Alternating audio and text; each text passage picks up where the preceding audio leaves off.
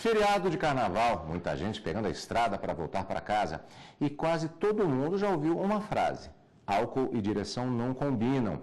Mas ainda tem motorista que se arrisca no trânsito após tomar bebida alcoólica. A polêmica sobre o uso do bafômetro deve ser definida após decisão do Superior Tribunal de Justiça.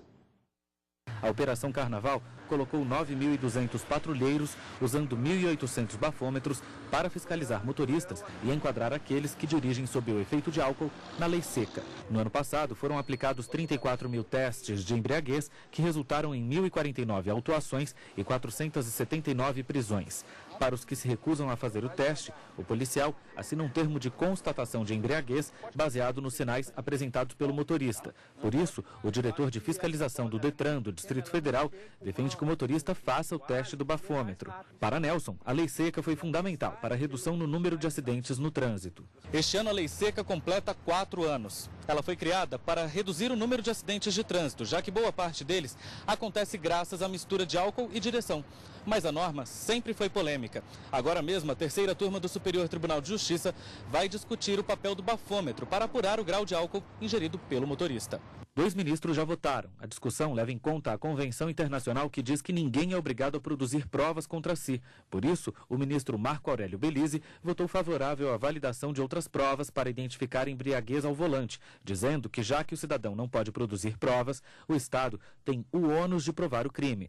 O voto foi seguido pelo ministro Vasco Della Giustina e o pedido de vista do ministro Adilson Macabu. Ainda não há data para o processo voltar a ser analisado, mas a discussão não deve acabar tão cedo. É que no Supremo, uma outra ação questiona a constitucionalidade da lei seca, defendendo que ela é desproporcional.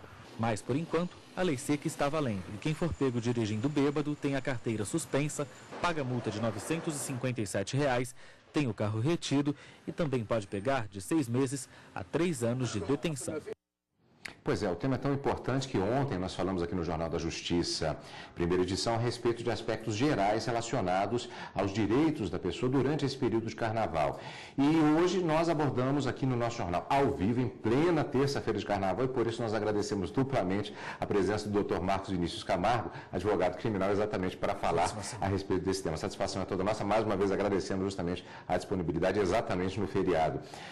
Dr. Marcos Vinícius, essa questão da lei seca, ela gera polêmica desde a edição, ou seja, há praticamente uma discussão em relação a conflito de direitos, ou seja, o princípio do indivíduo não se autoincriminar e, por outro lado, o interesse público pela evidente situação causada, conhecida de todos, pelo problema do álcool e o volante. Esse processo ainda vai levar muita, o senhor acredita que levará muita discussão ainda se chegar a um consenso geral em relação a essa situação? Ela leva uma discussão bastante interessante na medida em que nessa técnica de ponderação de direito vai se aplicar o princípio da proporcionalidade. Independentemente do princípio conhecido como nemo, temetor, detegere, ninguém é obrigado a se autoincriminar, não é possível também estabelecer que, diante desse interesse público, já que todos nós cidadãos não somos obrigados a nos colocar sob risco de um terceiro dirigindo com ingestão excessiva de álcool. Agora, na forma atual, como isso é feito numa blitz, uma pessoa é parada, ela tem todos os sinais de embriaguez e, no entanto, ela pode se recusar a fazer o bafômetro. Há muita polêmica em relação à própria técnica de se fazer a coleta de dados. Leva essa pessoa para a delegacia, o efeito do álcool já passou. Isso tem sido eficiente? Quando a pessoa se evita de fazer o teste bafômetro, você tem que adotar outras técnicas de prova, dentre elas a testemunhal ou outros exames clínicos, etc. Agora, esse período em que ela se nega a fazer o bafômetro e se desloca até a delegacia, claro, pode ser um elemento que prejudica esse elemento de prova tão relevante para um processo criminal. As perguntas dos nossos telespectadores são exatamente em torno desse tema. Vamos conferir a primeira pergunta coletada pela nossa equipe da TV Justiça. Sou Leonardo, sou universitário e a pergunta é, eu gostaria de saber quais são os outros métodos de descobrir se o motorista está embriagado. Exato, além do bafômetro, é claro. Prova testemunhal seria um outro elemento de prova, elementos, laudos técnicos, né, praticados por pessoas que tecnicamente têm um conhecimento específico interessante. Por exemplo, uma câmera que filma determinado cidadão gerindo bebida alcoólica em determinado estabelecimento, bar, etc., também seria um elemento de prova. Agora, o que é importante deixar claro é que todo e qualquer elemento de prova válido por lei. Uma imagem, por exemplo, de um motorista nitidamente embriagado na própria blitz também é um elemento de prova? Sem sombra de dúvidas, também é um elemento de prova. Agora, a gente precisa tomar cuidado, porque essa quantidade de álcool no sangue, ele é auferido tecnicamente por um instrumento específico que é o bafômetro. Qualquer outro tipo de elemento de prova ele é válido, mas dependendo da técnica de ponderação do julgador e da análise específica do caso concreto. Essa questão da quantidade exatamente de álcool ingerido vai ser objeto de uma pergunta. Tenho a impressão que daqui a pouco agora temos outra pergunta. Vamos conferir, portanto, coletada, como sempre, pela equipe da TV Justiça. Meu nome é Carlos, sou aposentado. O que muda com esse novo método, essa lei, para identificar o embriaguez no volante?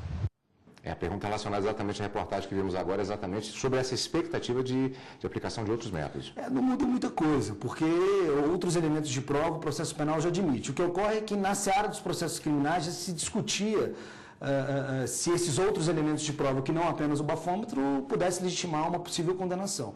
Então, hoje, para evitar essa discussão futura em casos particulares ou concretos específicos, o STJ ele vai bater o martelo. Agora nós temos mais uma pergunta. Boa tarde, eu sou o Rezende, sou farmacêutico.